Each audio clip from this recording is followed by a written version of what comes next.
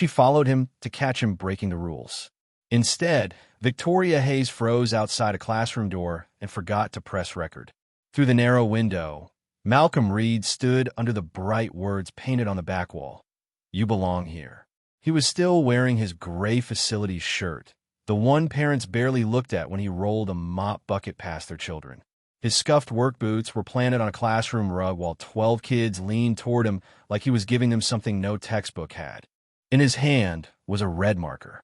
On the side, written in a child's careful handwriting, was one name, Zoe.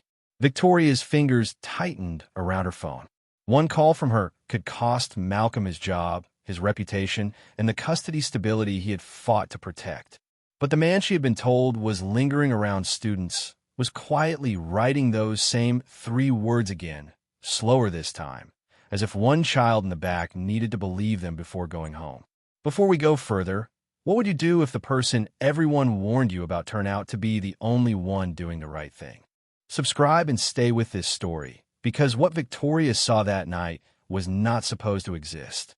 3 hours earlier, Malcolm had been pushing a maintenance cart through the marble lobby of Hayes Academy, while parents in tailored coats stepped around the wet floor sign without seeing who had placed it there.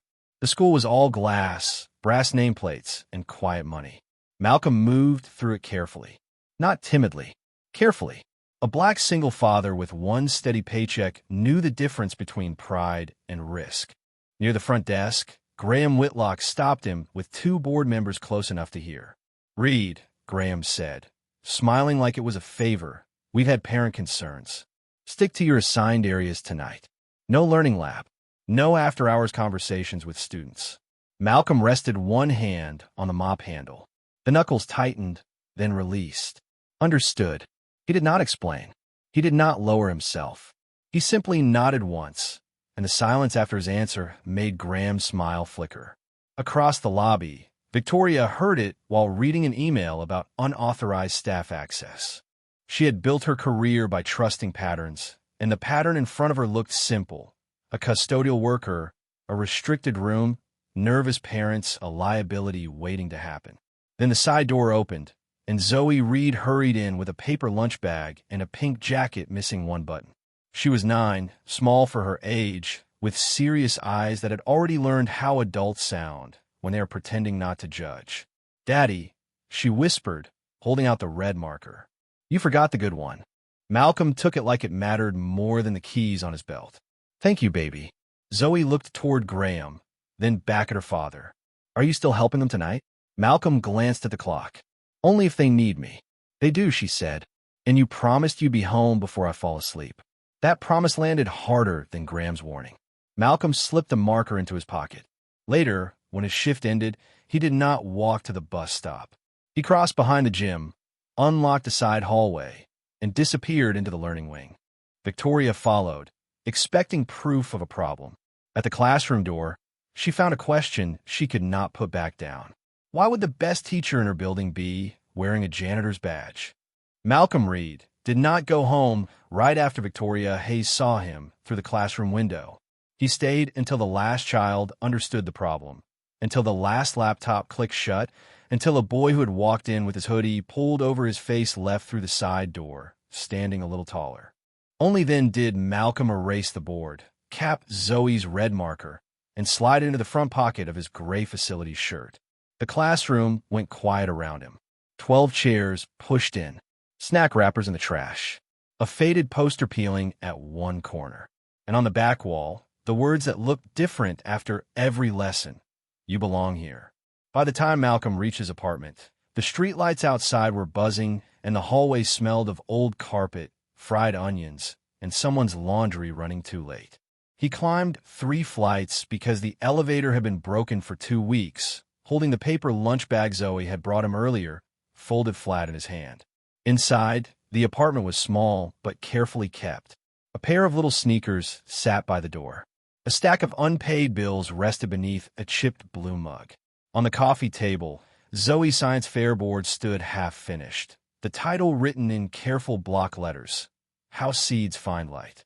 Zoe was asleep on the couch with one sock on, one sock missing, her math workbook open against her chest. Malcolm stopped in the doorway. His face barely moved, but his shoulders dropped. He had promised. He set down his keys without a sound, lifted the workbook, and pulled a thin blanket over her knees. Zoe stirred, blinking up at him through sleep. "Did they need you?" Malcolm crouched beside her. "Yeah, baby. They did." Her eyes moved to the red marker in his pocket. "Did the good one help?" He took it out and turned it between his fingers. The plastic was cracked near the cap, and Zoe's name was written along the side in uneven letters from when she was younger, back when she believed things disappeared if they were not labeled. "It helped," he said. Zoe nodded like that settled the whole matter. "Then it's okay." But Malcolm knew what okay cost. It cost him bedtime stories. It cost him sleep before a morning shift. It cost him small promises to his own child, so he could keep bigger ones to children nobody expected much from. In the kitchen, he packed Zoe's lunch with the last 2 slices of bread and cut the crusts off the way she liked, even though his own dinner would be whatever soup was left in the pot. Then he saw the notice from Hayes Academy under the mug. Unauthorized after-hours activity may result in immediate termination. He read it once, folded it once, put it beside the bills. He did not curse. He did not complain. He just washed Zoe's cup, wiped the counter, and placed the red marker in her backpack for safekeeping. Across town, Victoria sat alone in the back seat of her company car, watching the short video she had accidentally recorded. Malcolm's voice came through low and steady. "A wrong answer is not proof you don't belong. It's proof you're still trying." Victoria replayed it 3 times. Then her phone lit up with Graham Whitlock's message. "We need to discuss Reed first thing tomorrow. Parents are asking questions." By morning, the same red marker Zoe had trusted him with would be treated like evidence. By 7:30 the next morning, Hayes Academy looked nothing like the place Malcolm Reed had left in the dark. Sunlight poured through the glass lobby, catching on brass plaques, polished floors, and the quiet fountain near admissions. Parents moved past him in wool coats with coffee cups, car keys, and the calm confidence of people who had never been stopped at the front door of a place their children attended. Malcolm entered through the service hallway in his gray facility shirt, Zoe's red marker tucked inside his jacket pocket.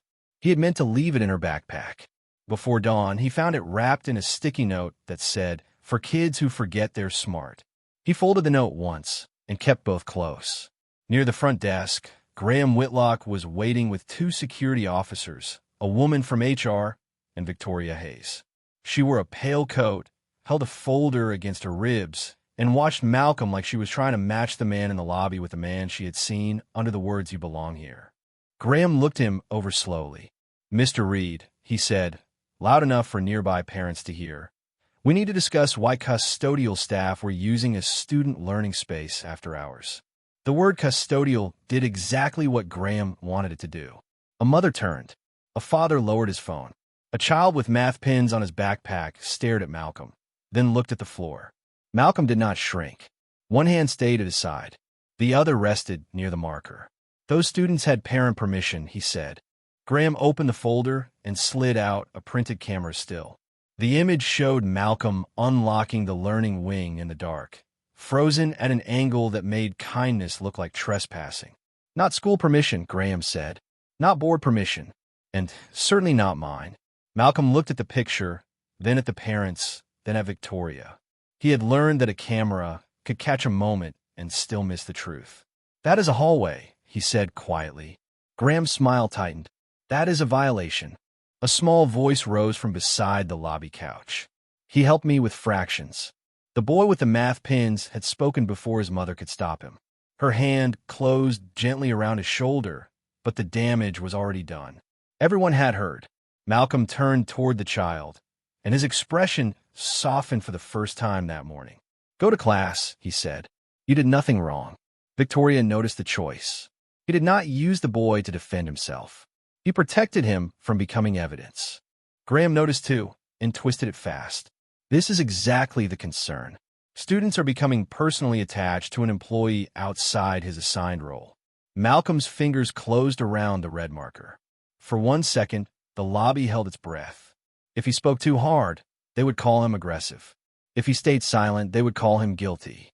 So Malcolm took the marker from his pocket, placed it gently on a marble ledge beside the visitor's sign-in tablet, and stepped back. Then don't question the children, he said. Question me. Victoria looked down. Zoe's name ran along the side in uneven letters. Beneath it, almost worn away, were two small words. You promised. Before she could ask what they meant, the HR woman turned another page and said, There is something in Mr. Reed's file we need to address. The HR woman said it carefully, the way people say dangerous things when they want them to sound procedural. There is something in Mr. Reed's file we need to address. Graham Whitlock's expression barely moved, but Malcolm saw the small satisfaction near his mouth. Victoria saw it too. The folder opened wider, and a thin packet of copy documents slid across the marble ledge beside Zoe's red marker. The top page was an old disciplinary summary from another school district 7 years earlier. Unauthorized tutoring. Boundary concerns. Resignation accepted in lieu of further review. The words looked clean. That made them crueler. A few parents leaned closer. Malcolm looked at the page, then at the marker, and for the first time that morning his eyes carried something heavier than patience. Not fear, memory. Mr. Reed, the HR woman asked, were you previously removed from a teaching position? The lobby tightened around the question. Security shifted near the front doors. The fountain clicked behind a glass. A child's sneaker squeaked once on the polished floor, then went still. Malcolm did not reach for the papers. I resigned, he said. Graham gave a small breath of laughter. That is one way to phrase it. Victoria's eyes moved from the disciplinary page to the red marker. Zoe's name. You promised. Then something half hidden beneath the first page caught her attention. A faded lesson plan title. You belong here. Recovery Math Lab. The same phrase from the classroom wall. Not a decoration. Not a slogan. A program. Victoria pulled the page closer before Graham could stop her. At the bottom, written in black ink, was one line. Students do not fail because they are empty. They fail because adults stop coming back. The signature beneath it had been partly cut off by the copier, but the last name was clear. Reed. Malcolm's jaw moved once, like he was holding back a sentence that would cost too much to say. You wrote this? Victoria asked. The question was quiet, but it changed the room. Graham stepped in quickly. Old material, unverified, and irrelevant to why he entered a restricted learning space last night. Malcolm looked at him then, not with anger, with recognition. If it's irrelevant, he said, why keep it in my file? Graham's smile disappeared. The parents did not catch the shift, but Victoria did. So did the boy with the math pins, still frozen near his mother. Zoe's marker sat between the copied accusation and the visitor tablet, bright red against white marble, suddenly less like a child's school supply and more like the only honest thing in the lobby. Victoria touched the lesson plan with one finger. She remembered Malcolm's voice from the video in her car. A wrong answer is not proof you don't belong. He had not invented that line last night. He had been carrying it for years. But partial truth was not rescue. Not inside a building built on policy. The HR woman gathered the pages back into order. Graham leaned toward Victoria and lowered his voice just enough to pretend it was private.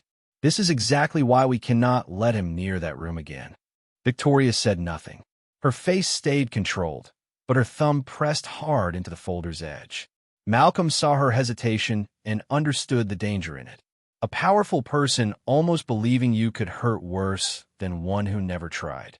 Then Graham's phone buzzed. He looked down, read the message, and his eyes sharpened. A parent just filed a formal complaint, he said, lifting the screen toward Victoria. Unauthorized class. School resources. Prior disciplinary history. Malcolm looked at the red marker on the ledge. Victoria followed his eyes. Before either of them could speak, Graham picked it up with 2 fingers like evidence. For one brief moment, the lobby almost softened. Victoria Hayes did not let Graham Whitlock walk away with the red marker. She reached out, palm open, and said, "Leave it there." It was not a defense.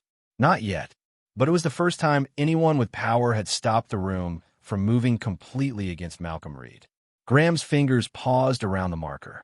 Parents watched. The HR woman stopped stacking papers. Even Malcolm looked up, not with hope, but with the careful stillness of a man who had learned that hope could be used against him. Graham set the marker back on the marble ledge. Of course, he said. We can review this upstairs. For half a second, that sounded like a way out. A meeting. A process. A chance for facts to breathe before rumors did. Malcolm glanced toward the front doors, where morning light flashed across the glass. He still had a paycheck to protect, floors to finish, and a daughter waiting beside a science fair board titled How Seeds Find Light. If this stayed quiet, maybe Zoe would never have to know how close her father had come to losing everything before breakfast. Then Victoria's phone rang. Graham's rang next. The HR woman's followed. One screen after another lit up like small alarms. Victoria opened the message and went still. Someone had posted a cropped photo in the parent group chat. Malcolm unlocking the learning wing after dark. No children smiling. No mat no te vox. No wall that said you belong here. Just a black man in a gray facilities shirt opening a restricted door. The caption read, "Is this who Hayes Academy allows around our children after hours?" A mother near the fountain pulled her child closer. Another parent whispered something and turned her body away from Malcolm as if suspicion were contagious. The boy with the math pins looked at the floor, ashamed of adults who had taken kindness and made it look dirty. Malcolm watched the change move through the lobby. He had seen it before. Suspicion did not need the whole truth. It only needed the right picture. Graham lowered his voice, but not enough. Until we contain this, Mr. Reed should be removed from all student-facing areas. Victoria looked from the cropped photo to the old lesson plan, then to Malcolm. Her face stayed controlled, but control was not courage. Not yet. The HR woman held out her hand. Your badge, pending review. Malcolm unclipped it slowly. The plastic was cloudy at the edges from years of honest work. He placed it beside Zoe's marker. Two small things on white marble. One proved he worked there. One proved why he stayed. Graham slid a paper across the ledge. Signed that you knowingly violated after-hours policy, and we can discuss keeping this internal. Malcolm read the first line. He understood the trap. Signed, and he might keep food on the table but lose the truth. Refuse, and the story could reach the board, the parents, maybe even the custody counselor who still checked on Zoe twice a year. His hand moved toward the red marker, but he did not pick it up. I won't sign a lie just because it's quieter, he said. Graham's expression hardened. Then tomorrow morning will be much louder. At that exact moment, Malcolm's cracked phone buzzed. A message from Zoe's school appeared on the screen. Science fair. Judging moved up. Parents arriving now. Zoe is asking if you're coming. Malcolm stared at the words, then at the paper waiting for his signature. And Graham smiled like he had finally found the place to press. The trap was quiet enough to look reasonable. That was what made it dangerous. Graham Whitlock did not raise his voice. He did not point a finger. He simply tapped the paper with one manicured hand and said, "Sign the acknowledgement, return your badge, and we tell the parents this was a misunderstanding handled internally. Refuse, and I report unauthorized student contact to the board before noon." Malcolm Reed looked down at the paper, then at the message glowing on his cracked phone. Science fair. Judging moved up. Parents arriving now. Zoe is asking if you're coming. For a second, the lobby seemed to split in two. On one side was his daughter, standing beside a cardboard board about seeds finding light. On the other was a room full of children who had finally stopped believing a wrong answer meant they were stupid. Graham knew exactly where to press. You still have a custody review on file, don't you? He asked, soft enough to sound like concern. Malcolm's eyes lifted. Victoria, Hayes turned toward Graham. How do you know that? Graham did not look at her. Standard personnel awareness. But nothing about the way he said it felt standard. The HR woman looked down at her folder. One security officer shifted his weight and stared at the floor. Malcolm reached for Zoe's red marker, and Graham moved first, sliding it away from him. The marker scraped once against the marble. A small sound. A cruel one. We'll hold this with the file, Graham said. It was used during the unauthorized session. Malcolm's jaw tightened, but his voice stayed even. That belongs to my daughter.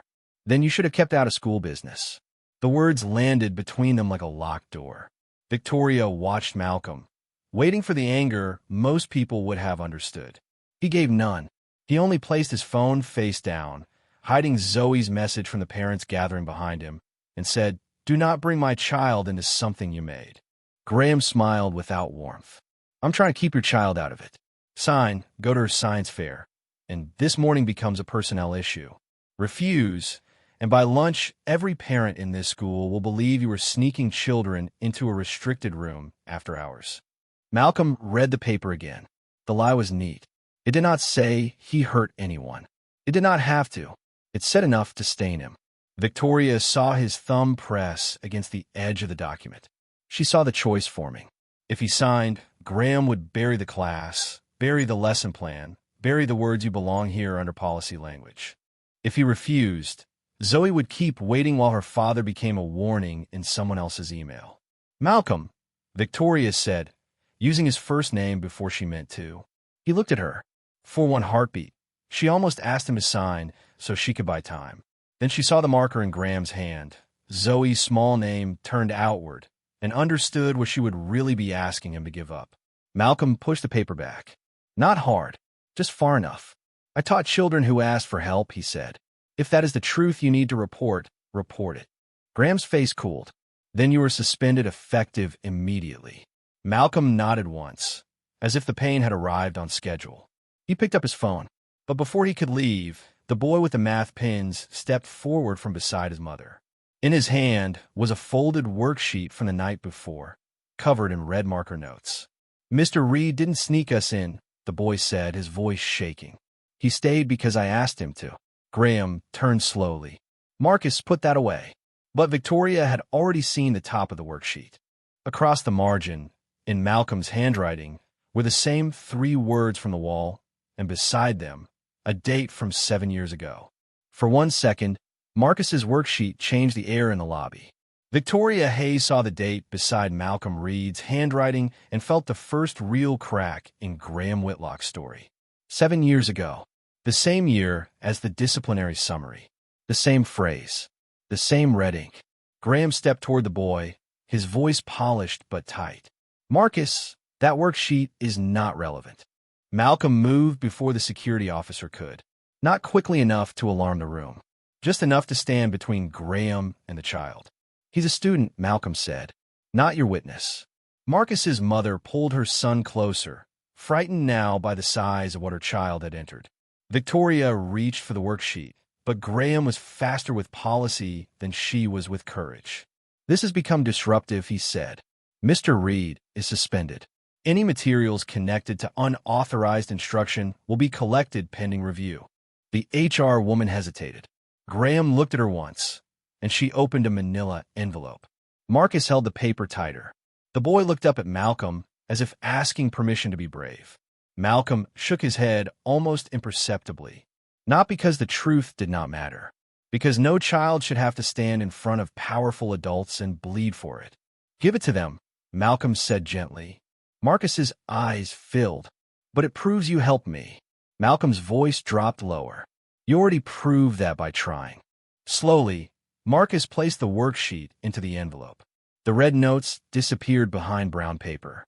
Then Graham added Zoe's marker on top of it and sealed both away with a metal clasp.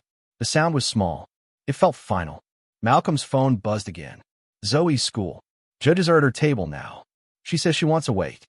Malcolm read it once, and this time Victoria saw the pain cross his face before he could hide it. He had lost the lobby. He was losing the science fair, and still he did not sign the lie. Graham turned toward the waiting parents. "Hayes Academy takes all safety concerns seriously. Mr. Reed will not be present on campus while this is reviewed." Safety. The word hit harder than suspension. It turned Malcolm from a father, a teacher, a man, into a risk. A security officer stepped beside him, not touching him, but close enough to tell everyone what role Malcolm was supposed to play in the story. Malcolm looked at Victoria, not pleading, not accusing, just looking. Then he removed the ring of maintenance keys from his belt and placed them beside the sign-in tablet where his badge had been. "The heater in room 214 sticks when it rains," he said. "The back door by the gym doesn't latch unless you pull twice. And Marcus gets nervous when people rush him. Give him time on tests." No one spoke. Even Graham seemed irritated by the dignity of it. Malcolm walked toward the front doors with security 2 steps behind him. Outside, the morning sun was too bright. Across town, Zoe stood beside her science fair board, watching other children point proudly at projects their parents had helped carry in. Her own board leaned slightly to one side. How seeds find light. She kept looking at the entrance. Back at Hayes Academy, Victoria stood in the lobby with Graham's sealed envelope on the ledge between them. Through the paper, the red marker made a thin ridge. Then she noticed something Graham had missed. The date on Marcus's worksheet was not handwritten by Malcolm. It was printed in the corner of the original template. Victoria's eyes narrowed. If that template was 7 years old, then Malcolm had not copied Hayes Academy's program. Someone at Hayes Academy had copied his. Victoria Hayes did not open the envelope in the lobby.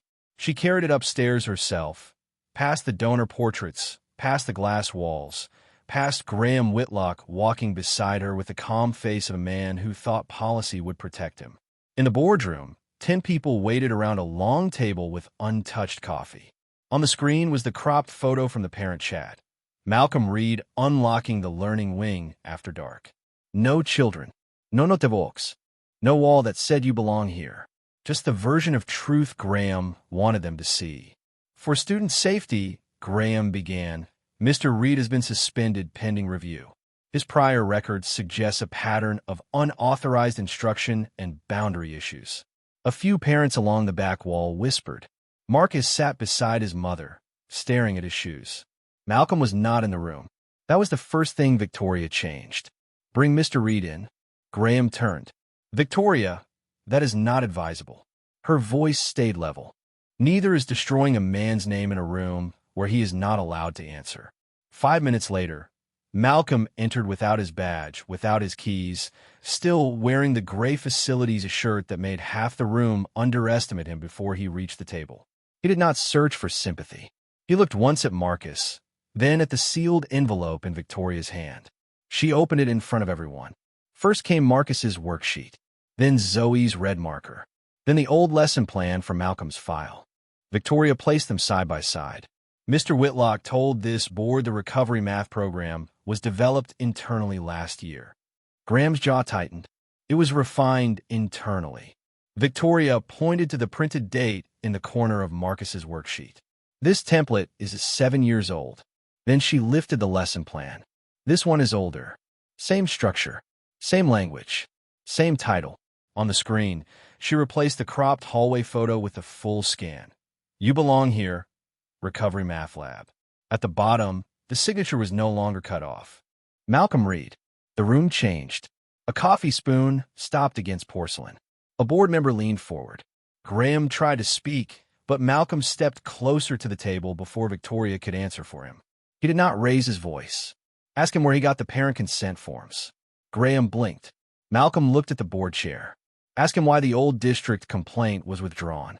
Ask him why the families who supposedly had concerns wrote letters asking the school to keep the program open. Victoria opened the next page. The letters were there. Graham had kept them in the file because he never thought anyone would read past the accusation. One parent in the back covered her mouth. Marcus's mother reached for her son's hand. Victoria turned one final page. Hayes Academy purchased a consulting package using this curriculum 2 years ago, she said. The approval came through Mr. Whitlock's office. Graham's face lost its color. Malcolm's eyes dropped to Zoe's marker. Her name faced upward. For the first time all morning, it was not being treated like evidence against him. It was proof of what he had refused to surrender. Victoria looked at him. Why didn't you say this sooner? Malcolm rested his hand on the back of an empty chair. Because every time I tried, someone asked what I had done wrong before they asked what had been taken. No one moved. Then Marcus stood, still holding his mother's sleeve. He was the first teacher who made me want to stay after school, he said. He never made me feel stupid. The silence that followed was full of people realizing they had been watching the wrong man. Victoria picked up Zoe's red marker and held it out to Malcolm, not as mercy, but as something returned. Malcolm took it, then faced the board, the parents, and Graham. I do not need this room to make me important, he said. But those children need that classroom. If you want to fix something, start there. The board chair slowly closed Graham's folder. Graham looked toward the door, but this time no one followed his eyes. And Victoria finally understood that following Malcolm after work had not exposed a danger inside her school. It had exposed the man her school had been built from while pretending he did not belong in it. The morning after the boardroom meeting, Hayes Academy did not feel like the same building. The hallways were quieter, not because they were empty, but because people were listening differently. The story had already changed shape overnight. Malcolm Reed was no longer the man in the gray facilities shirt who should not be near students. He was the name on the lesson plan that someone in the system had tried to bury and sell at the same time. But Malcolm did not return to the boardroom expecting celebration. He returned for something smaller. He came for a classroom door that still had the words "You belong here" painted on the inside. Victoria met him there before anyone else arrived. No folder, no board members, no cameras, just the sound of early footsteps and distant buses outside the gate. She held Zoe's red marker in both hands, then placed it gently into Malcolm's palm. "It belongs to her," she said. Malcolm nodded once. "She thinks it belongs to the classroom." Victoria looked at the door. Maybe it belongs to both. For a moment, neither of them spoke. The weight between them was not accusation anymore. It was recognition of everything that had been misread. Behind them, Marcus ran up the hallway with a folded paper in his hand. His mother was a few steps behind, not stopping him this time. "Mr. Reed," he said, breathless, "I finished the next set without help." He held out the worksheet, like proof of something that had nothing to do with grades. Malcolm took it carefully, like it mattered more than paper ever should. "You did the hard part already," he said. Marcus smiled. "Which part?" Malcolm looked at him. "Believing you could. That was all. No speech. No correction of the system. Just that." Victoria watched Marcus walk in a classroom and sit down like he had been there all along. The science fair board from the day before still stood in the corner, slightly crooked. How seeds find light. Zoe was not there yet. She would arrive later. Malcolm adjusted the board with 2 fingers, straightening it without making it perfect. Victoria noticed the red marker in his hand again. "What happens now?" she asked. Malcolm looked at the empty desks. "Now," he paused. "Now I teach. Not as revenge. Not as proof. As return." The first children began to arrive, slow at first, then in small groups. A girl looked at the words on the wall and asked, "Is that really true?" Malcolm picked up the red marker. He did not hesitate. "It is if we stay long enough to make it true." Victoria stepped back as the room filled. For the first time, she did not feel like an observer of him. She felt like someone finally seeing what had always been there. Not a mystery, not a case. A teacher who had been there the entire time, even when the system refused to call him one. Outside the classroom door, Graham Whitlock's office was already empty. The nameplate would be removed by the end of the week. But inside the room, nothing felt like a victory over him. It felt like something quieter had survived him. Zoe arrived just as the lesson began. She stopped when she saw the board, then looked at her father. Malcolm did not call attention to her. He just held the red marker up slightly, as if checking it was still real. Zoe walked in and took her seat without asking permission. Victoria watched her sit down, then looked at Malcolm one last time. "They were wrong about you," she said quietly. Malcolm did not answer immediately. He just turned toward the board, where the words still waited. "You belong here." Then he wrote beneath them, slower this time, for everyone who would come after. "And stay."